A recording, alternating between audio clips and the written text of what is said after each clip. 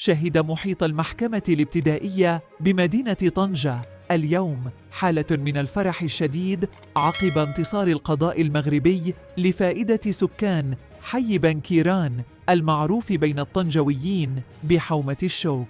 في الملف الذي أثار خلال الأسابيع الماضية جدلاً واسعاً إثر مطالبتهم من قبل شركة بالإفراغ بدعوى تواجد منازلهم في أرض تدعي ملكيتها.